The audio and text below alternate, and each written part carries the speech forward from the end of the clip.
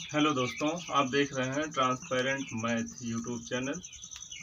और आज की वीडियो में आप कक्षा 10 एनसीईआरटी मैथ ट्राइग्नोमेट्री का एक्सरसाइज 8.2 के दूसरे प्रश्न, तीसरे और चौथे प्रश्न को देखेंगे।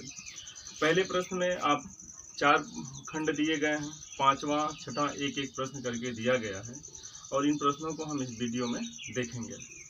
तो आइए बोर्ड पर चलते हैं और आप देख रहे होंगे प्रश्न लिखा हुआ है।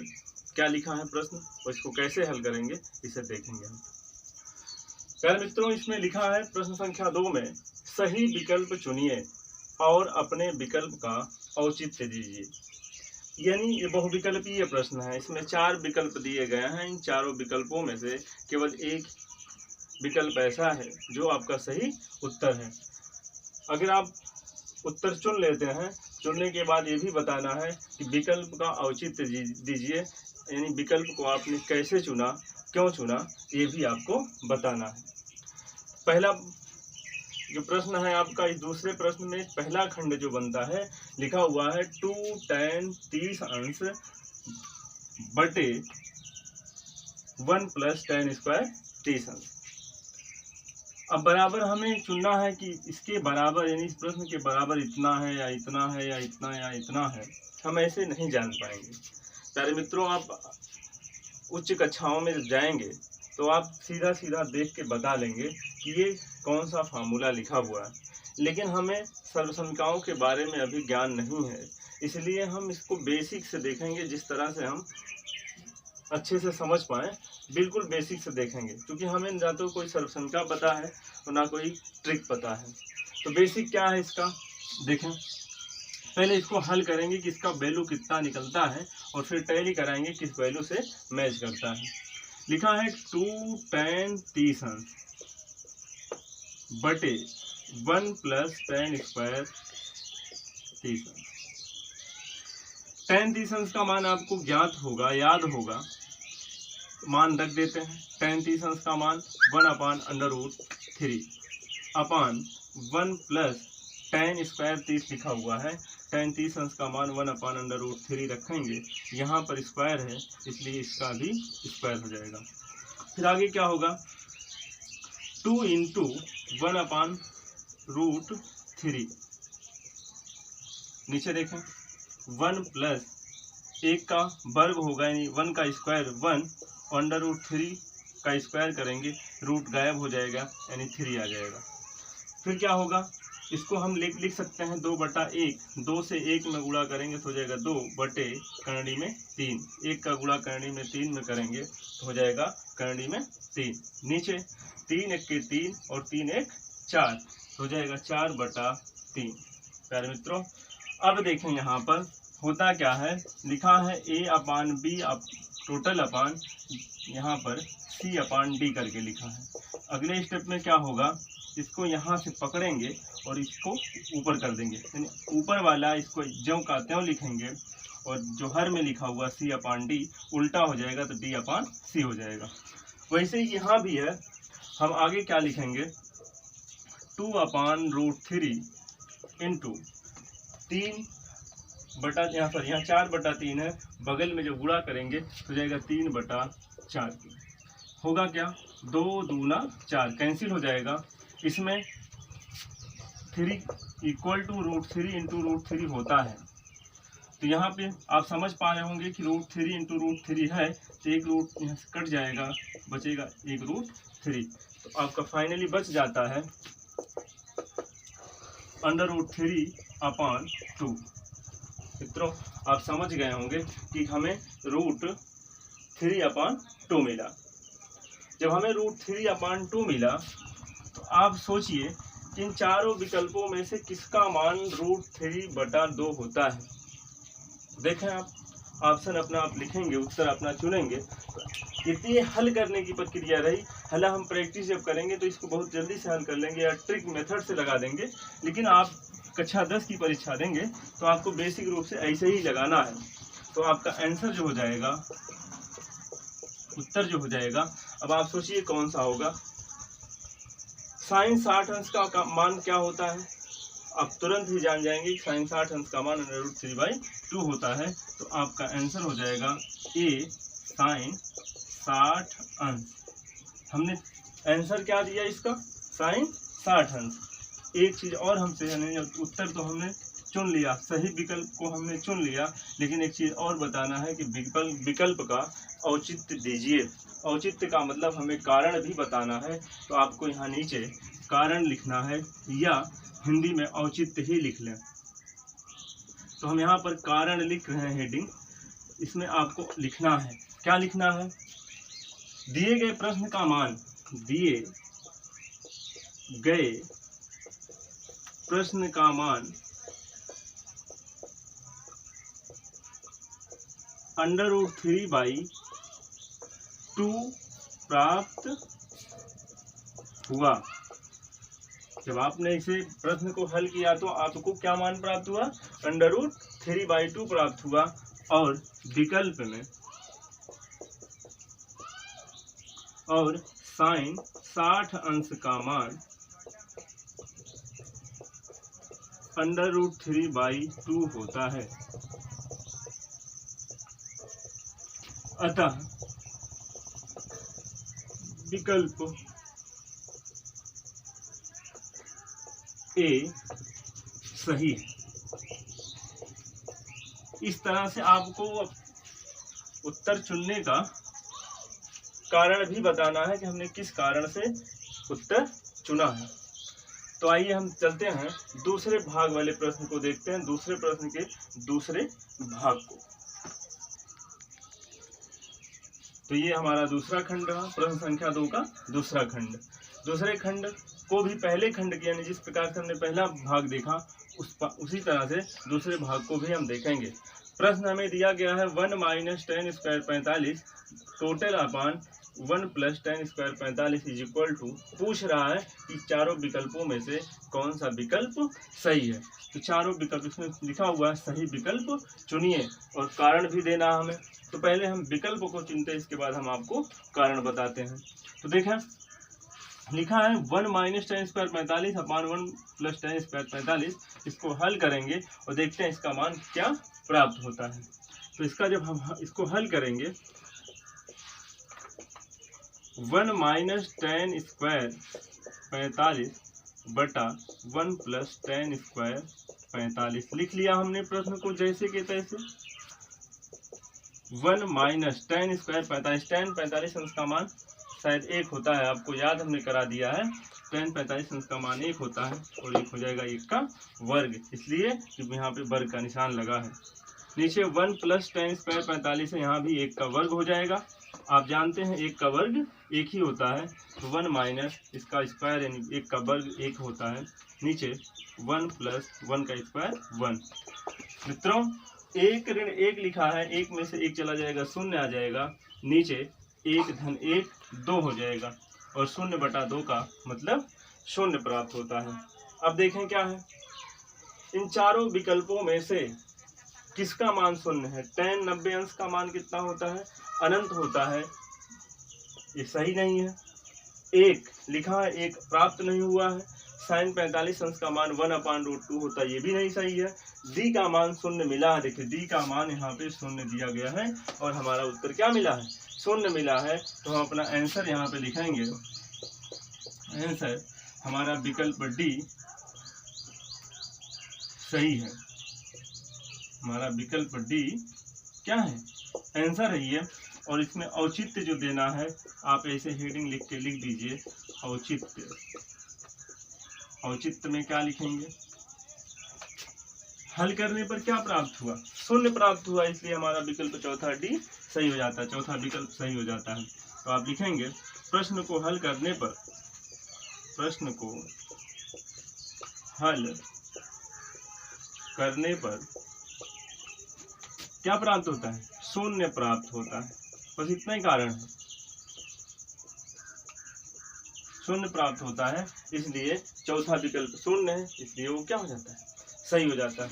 और इसके बाद हम देखते हैं तीसरे भाग को। तीसरा भाग अब देखते हैं, बोर्ड पर हम तीसरा भाग देख रहे हैं और तीसरे भाग में क्या लिखा है इसको पढ़ते हैं, इसके बाद इसे हल करने के लिए विचार करें। Sign 2a। प्यारे मित्रों, यहाँ पे जो 2 लिखा हुआ है ये घात नहीं है, इस तरह से नहीं है, साइन स्क्वायर ए नहीं है, ये साइन 2 गुणे थीटा लिखा है, यानी 2 में ए से गुणा, यानी 2 से ए में गुणा किया गया है, यानी कोण में गुणा किया गया है। तो हो जाएगा यहाँ पे sine 2a equal to 2 sine A, 2 sine A. अब क्या करना है इसको, हमें कैसे हम इसको हल करें, आगे प्रश्न पढ़ेंगे तब समझ पाएंगे। लिखा है तब सत्य होता है जबकि a बराबर है। प्रश्न में कह रहे हैं कि इसको ये कब सत्य होगा, यानी इतना बराबर इतना कब सत्य होगा कि a का मान क्या रखें, यानी a के किस मान के लिए इतना बराबर इतना होगा, a का क्या मान रखते हैं, 0 रखें या 30 रखें या 45 रखें या 60 रखें, ये मान बराबर हो जाए। तो हम क्या करेंगे, पहले इसी को हम हल कर लेते हैं। तो देख लेते हैं कि 0 प्राप्त होगा, 30 प्राप्त होगा या 45 या 60, जिस जो विकल्प प्राप्त होगा वही हम चुन लेंगे, उत्तर हमारा वही होगा। तो हमें दिया गया है, प्रश्न दिया गया, उसको हल करने के लिए सबसे पहले आप उसको सेम एडजेसेंट लिख लें। Sine 2a is equal to 2 sine a। कितना उम्मीद करते हैं आप समझ पाए होंगे। प्यारे मित्रों, आपको पता होगा कि हम साइन 2 थीटा का फार्मूला आपको अभी तक नहीं बताया है। ये होता है sine 2 theta is equal to होता है 2 sine theta into cos theta. Sine 2 theta is equal to होता है 2 sine theta into cos theta. तो हम इसको हल करेंगे। साइन 2a के स्थान पर हो जाएगा, यहाँ जहाँ पे थीटा है वहाँ पर a हो जाएगा। तो हम लिख देंगे यहाँ पर, यानी ये फार्मूला हमको याद रखना है, ये सर्व संख्या हमको याद रखनी है। तो साइन 2a लिखा है तो यहाँ पे हो जाएगा 2 sine a into cos a is equal to 2 sine a।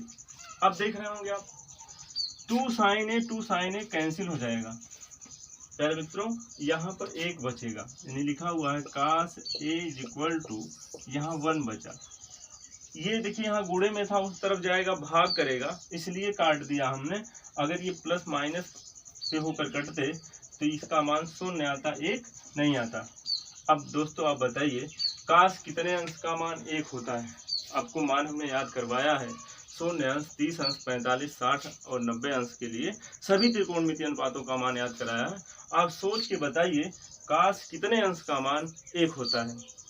उम्मीद करते हैं कि आपको तुरंत याद आ जाएगा काश 0 अंश का मान 1 होता है।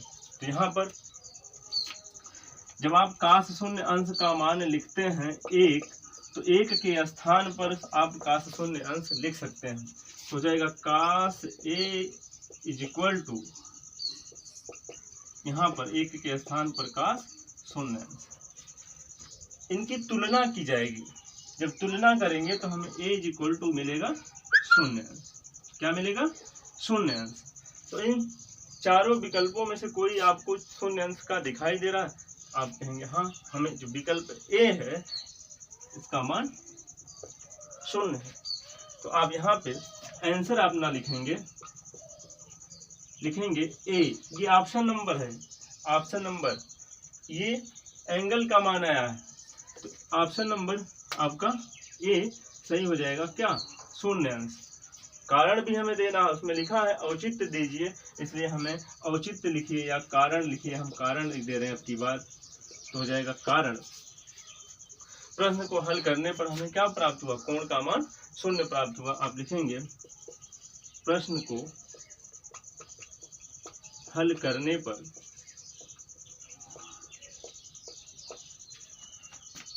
कोण ए का मान 0 प्राप्त हुआ, इसलिए हमारा विकल्प ए सही हो जाता है।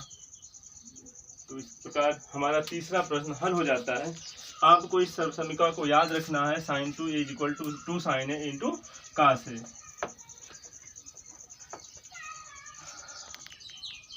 दोस्तों आप देख रहे हैं दूसरे प्रश्न का चौथा भाग।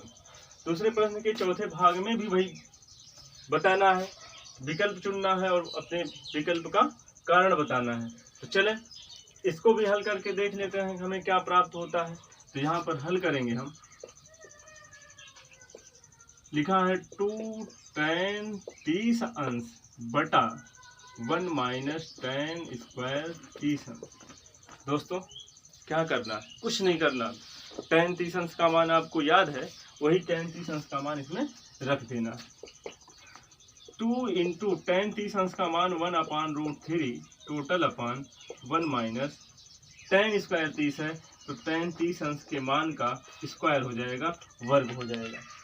अब क्या करना है, 2 से 1 में गुणा होगा, यानी 2/1 लिखा जा सकता है। 2 से 1 में गुणा होगा 2 हो जाएगा, और 1 से करने में 3 में गुणा होगा तो करने में 3 बटे 1 माइनस 1 का स्क्वायर करेंगे 1, √3 का स्क्वायर करेंगे, यानी फिर से एक बार हम देख लेते हैं। √3 का अगर स्क्वायर करेंगे, ये स्क्वायर ये रूट दोनों कैंसिल हो जाएंगे।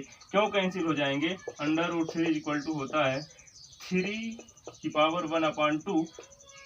तो इसका अगर हम वर्ग करेंगे, इसका वर्ग कर देते हैं, तो 1/2 और 2 में गुणा होगा, 1 हो जाएगा, यानी 3 की घाते 1 प्राप्त हो जाएगा। हम डायरेक्टली याद करते हैं, करनी और स्क्वायर एक दूसरे के विपरीत होते हैं, कैंसिल हो जाएगा, तो यहाँ पे हो जाएगा 3। आगे क्या है, 2/√3 अपान 3 1 के 3 में से अब की बार एक घटेगा, एक घटेगा, कितना आ जाएगा, 2 आ जाएगा, बटे में आ जाएगा 3। जैसा कि हम पहले भाग में आपको बता दिए थे, पहला भाग आपका था इसी टाइप का कुछ था, बशर्ते वहाँ पे केवल प्लस का निशान था। तो हो जाएगा यहाँ पे 2/√3 इंटू 3 ऊपर अंश में गुणा करेगा और 2 हर में गुणा करेगा, तो हो जाएगा यहाँ पे 2 से 2 कैंसिल। और इसमें देखिए 3 इज इक्वल टू होता है √3 इंटू √3, तो √3 एक कट जाएगा, तो यहाँ पे क्या बचेगा, केवल √3 बचेगा, हो जाएगा यहाँ पे √3। दोस्तों अब क्या करना है, √3 तो इसमें कहीं दिख नहीं रहा है। अब खोजें हम किसका मान √3 होता है। का 60 अंश का मान √3 होता है, तो आप सोचेंगे का 60 अंश का मान तो 1/2 होता है, 1/2 तो है नहीं। दूसरा विकल्प देखेंगे, sin 60 अंश लिखा है, sin 60 अंश का मान होता है √3/2, ये √3/2 तो लिखा नहीं है।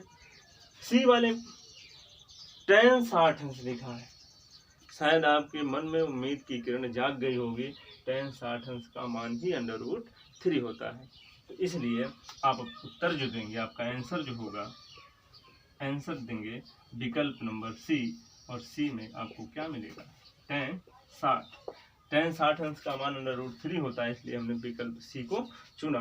तो आप अपने उत्तर का जो कारण बताएंगे कि हमने विकल्प नंबर सी क्यों चुना, क्योंकि चूंकि tan 60 अंश का मान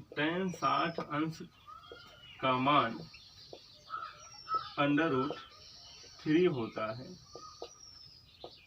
जैसा कि प्रश्न को हल करने पर प्राप्त हुआ है, जैसा कि प्रश्न को हल करने पर प्राप्त हुआ है।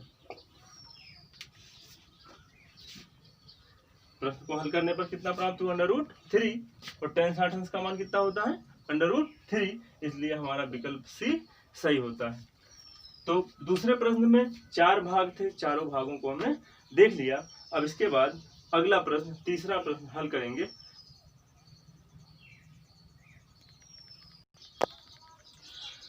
प्यारे मित्रों, हम देख रहे हैं प्रश्न संख्या 3, एक्सरसाइज 8.2, क्वेश्चन नंबर 3। प्रश्न संख्या 3 में क्या कह रहा है, पहले अच्छे से हम प्रश्न को समझते हैं और प्रश्न की शर्तों को समझते हैं। प्रश्न की शर्तों को समझने के उपरांत इस प्रश्न को हल करने की तरकीब हम आपको बताएंगे, और आप विशेष ध्यान देंगे क्योंकि आप एक प्रश्न देख चुके हैं और आप थक भी रहे होंगे, और तीसरे प्रश्न को समझने के लिए आप धैर्य बनाए रखें और पहले प्रश्न को समझ लेते हैं, इसके बाद इसके हल करने की शर्त देख लेते हैं, तब आपको हल करना हम बताते हैं। दोस्तों आपको दिया गया है tan a plus B is equal to √3 और फिर दिया है tan a minus B is equal to 1/√3।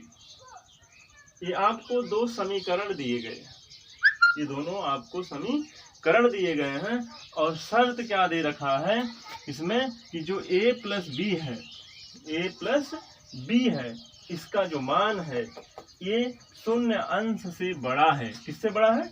0 अंश से बड़ा है और 90 अंश से छोटा भी हो सकता है और 90 अंश के बराबर भी हो सकता है। इसी के साथ हमने तथा लिख दिया है बीच में आपको समझने के लिए, तथा a का मान b से बड़ा होना चाहिए। दो चीजें हैं, यानी a प्लस बी, यानी दोनों कोणों को अगर जोड़ दें तो 0 से बड़ा होना चाहिए एक तरफ, दूसरी तरफ क्या कह रहा है, या तो 90 से छोटा हो या 90 के बराबर हो। कहने का मतलब 0 से छोटा नहीं होना चाहिए और 90 से बड़ा नहीं होना चाहिए।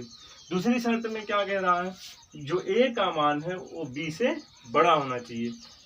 आगे क्या है, a और b का मान ज्ञात कीजिए।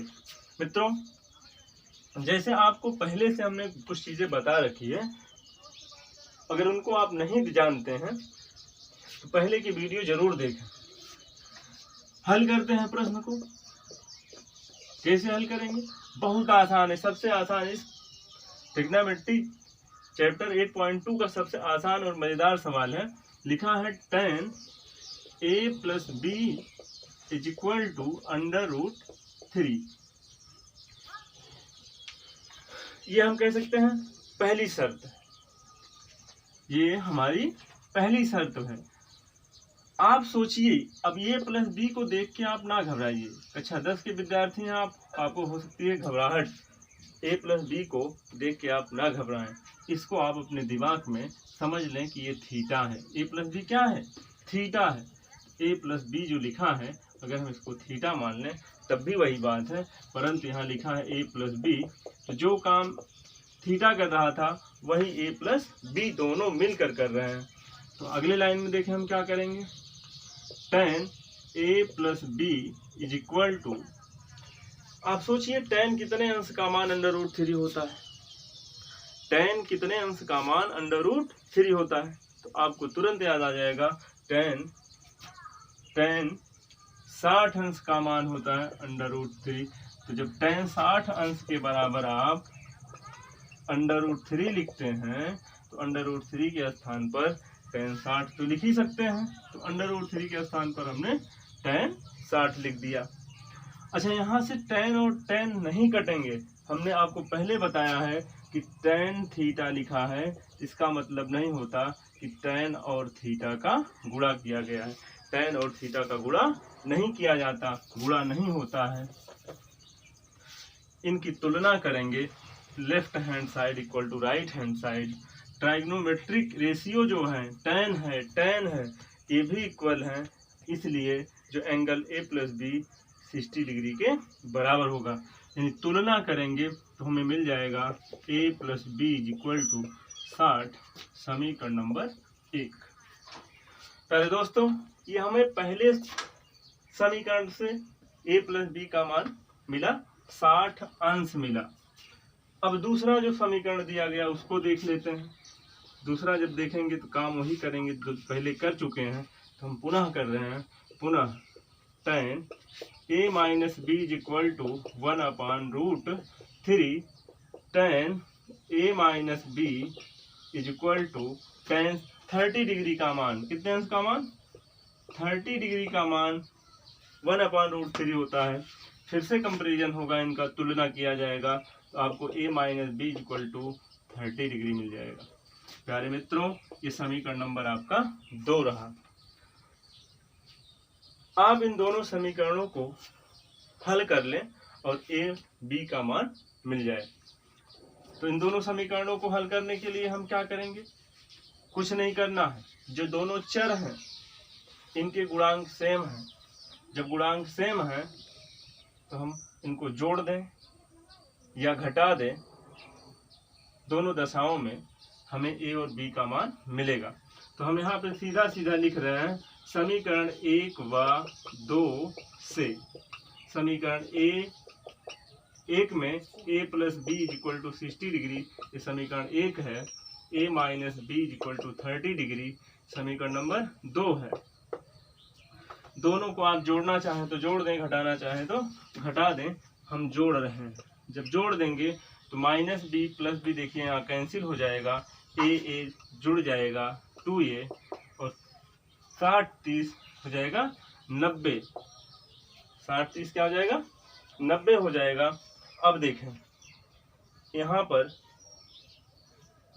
पर आप देख रहे होंगे कि 2 गुणे में है, इसका पक्षांतर होगा, टी जाकर 90 से 90 में भाग कर देगा तो हो जाएगा a equal to 90/2, a equal to हो जाएगा 45। a का मान मिल गया आपको। अब इसी a के मान को चाहे समीकरण 1 में रख दें चाहे समीकरण 2 में, जो आपको अच्छा लगे उसी में रख दें। उम्मीद करते हैं कि आपको समीकरण 1 ही अच्छा लगेगा। तो हम a का मान, तो आप लिखेंगे a का मान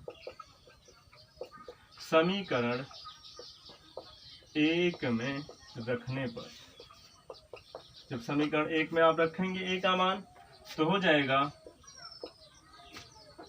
a के स्थान पर 45 धन b बराबर 60। उम्मीद करते हैं a का मान जब रखेंगे आप 45 तो हो जाएगा 45 धन b बराबर 60, वही हुआ। b इक्वल टू हो जाएगा 60 ऋण 45, b बराबर हो जाएगा, घटा देंगे 15 आ जाएगा। प्यारे मित्रों b का भी मान मिल गया, लेकिन आपको इस तरह से घेरना नहीं है। आप बोर्ड परीक्षा का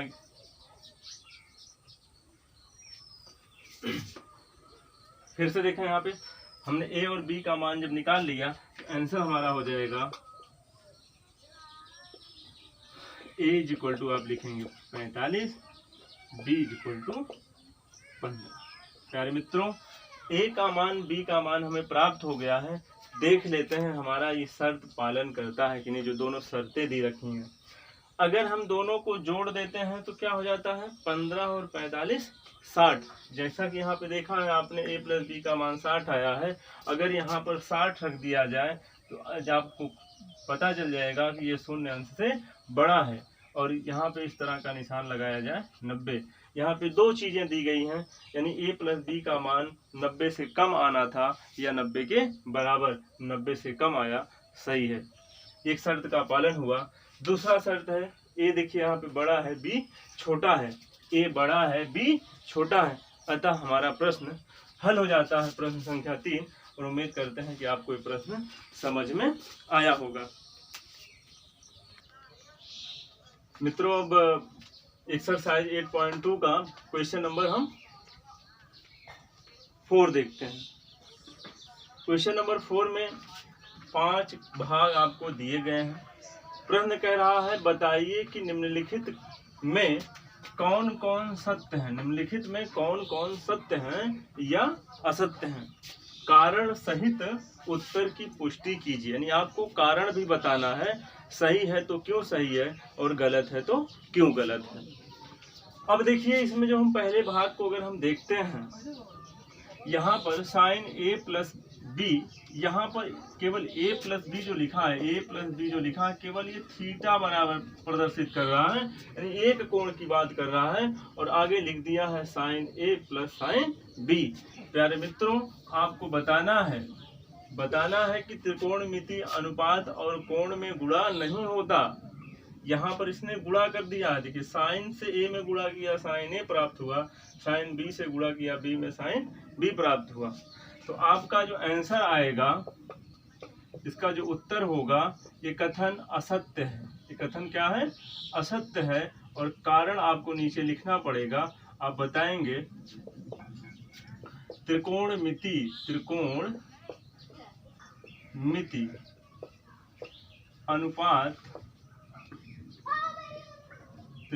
अनुपात का कोण में गुणा नहीं किया जाता, कोण में गुणा नहीं होता, और यहाँ पर गुणा किया गया, आगे आप इसके लिख लेंगे, और यहाँ पर क्या किया गया है? गुणा किया गया है, इसलिए यह कथन क्या हो जाता? असत्य हो जाता। उम्मीद करते हैं पहला भाग आप समझ गए होंगे। आते हैं दूसरे भाग पर। दूसरे भाग में कह रहा है थीटा में वृद्धि होने के साथ साइन थीटा के मान में वृद्धि होती है। साइन थीटा के मान में वृद्धि होती है। और आपको मान याद कर लिए होंगे, साइन 0 अंश का मान, साइन 30 अंश का मान, साइन 45 अंश, साइन 60 अंश और साइन 90 अंश का मान। तो प्यारे मित्रों, आप उसमें मान याद जब किए हैं तो उसमें आप देखिए, तो साइन 0 अंश का मान 0 होता है, साइन 30 अंश का मान 1/2 होता है, साइन 45 अंश का मान 1/2 होता है, साइन 60 अंश का मान √3/2 होता है और साइन 90 अंश का मान 1 होता है। प्यारे मित्रों, आप देख रहे होंगे कि 0 1/2 फिर 1/2 √3/2 1, यहाँ तक तो बढ़ता है, यहाँ तक ये बढ़ता है। परंतु जैसे ही 90 अंश से हम ऊपर रखेंगे, कोण क्या है थीटा, कोण थीटा का मान अगर हम 90 अंश से ऊपर बढ़ाएंगे, बड़ा करेंगे, तो मान 1 से घटता जाएगा। आपको 90 अंश से अधिक के मान, ऊपर के मान आगे निकालना बताया जाएगा। आप विश्वास रखें कि 90 अंश तक ही बढ़ता है, उसके बाद घटने लगता है, इसलिए यह कथन असत्य हो जाता है। इस कथन को भी आप ध्यान देंगे, इसका आंसर जो आपका आएगा असत्य आएगा। उत्तर क्या मिलेगा आपको? असत्य मिलेगा। और कारण आप लिखेंगे साइन थीटा में थीटा का मान 0 से 90 तक, 0 अंश से 90 अंश तक बढ़ता है, 0 अंश से 90 अंश तक बढ़ता है, परंतु 90 अंश से अधिक होने पर घटता है। 90 अंश से होने पर क्या होता है? घटता है। ये हमारा कारण रहा और उत्तर हमारा क्या होगा? असत्य होगा। आइए जल्दी से देखते हैं तीसरे भाग को। तीसरे भाग में लिखा है थीटा में वृद्धि होने के साथ कास थीटा के मान में भी वृद्धि होता है।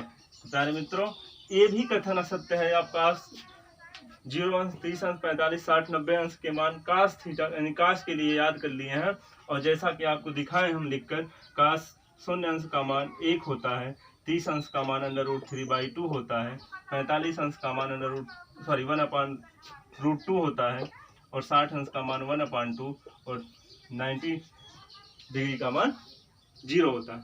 आप देख रहे होंगे यहाँ पे मान घट रहा है, मान घट रहा है।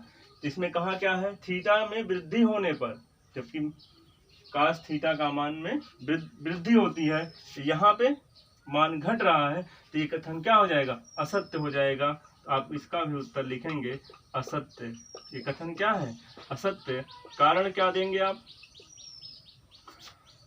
कारण में लिखेंगे थीटा का मान बढ़ने पर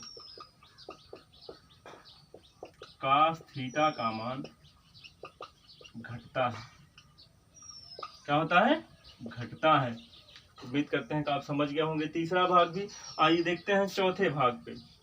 चौथे भाग पर देखते हैं कि थीटा के सभी मानों पर साइन थीटा बराबर कास थीटा होता है। प्यारे मित्रों, ये भी कथन असत्य है। आप इसका आंसर देंगे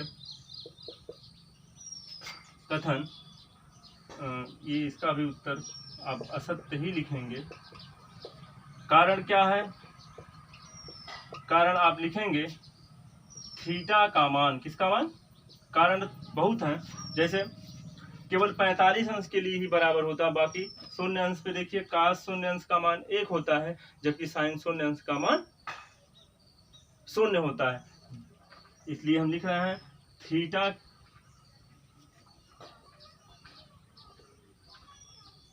यहाँ पे थीटा के लिए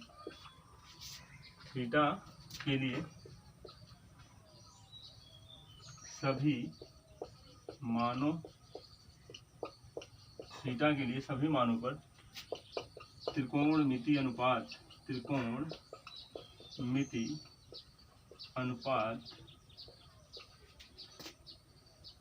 sign theta not is equal to cos theta. अब अगर हम मान दिखाना चाहें, इसको ना लिख करके आप ये लिख सकते हैं,